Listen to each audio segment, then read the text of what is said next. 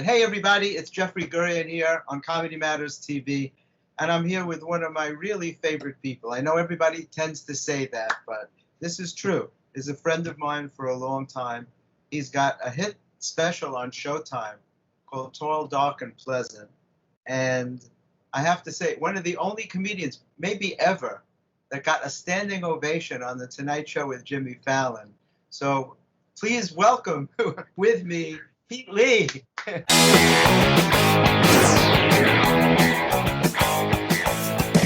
Oh my God, Jeffrey, it's so good to be with you. When I lived in New York, you and I would run into each other on a daily, sometimes weekly basis, and we always had the best conversations. And I mean, you're literally a legend. And I remember, being in the Midwest and seeing you reporting on, like on entertainment stuff on television. And then now I get to be your friend, and it's never lost on me. I'm always really happy that we're friends. I watched the special, first of all. It's fantastic. And Thank you.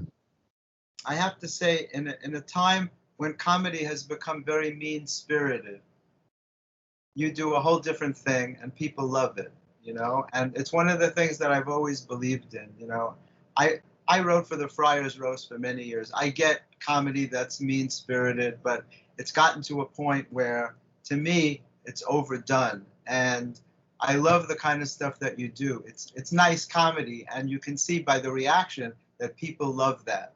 So yeah, I try to when I first moved to New York, I really admired like Patrice and Greg Giraldo and Jim Norton, and I still, I love the art of all those people. Keith Robinson, all those seller guys that were like, they were like mean and telling the truth. And, I also love Anthony Jeselnik, who's, like he does some of the meanest, most cutting comedy. But I realized that, like, as a comedian, you need to tell the truth. And like, my truth isn't really that I'm mean. My truth is that I'm kind of fighting against this voice inside of my own head that is like very Midwestern.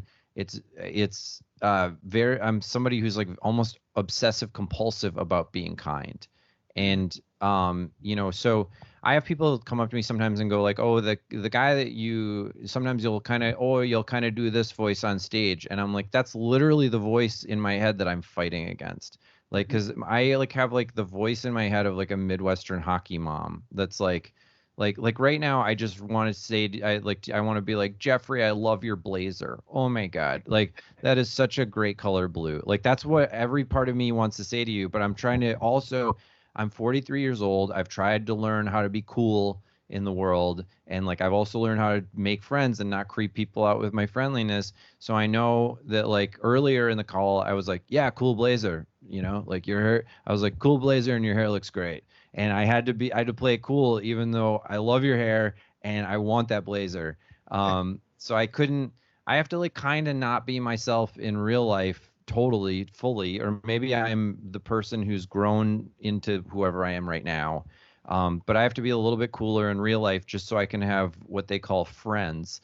And then on stage, I kind of reveal who I am. And but it's so much about why I relate to you so much, because I'm very much the same way. And people say to me that it's the reason that I get people to stop on the red carpet and talk to me. All the big stars, a lot of them are friends, but a lot of them make a special visit to come talk to me because they know they could trust me.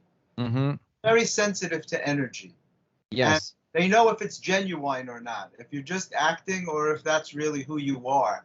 And what I've learned is that you can't change your basic nature. If I went out on stage and tried to do mean-spirited comedy, it wouldn't work for me because that's not who I am. I have to do stuff like I'm starring in a new poem. Very exciting. I'm starring in a new poem, or I took the plunge into real estate. I bought a men's room in Pennsylvania. But I hate it.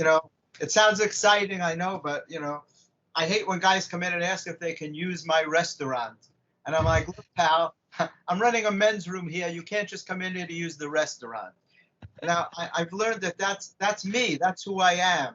And if I try to do somebody else's stuff, it's not believable for me. Hey guys, thanks for watching Comedy Matters TV. To check out some of our other videos, click on the boxes on either side of me. And don't forget to like, comment, and subscribe.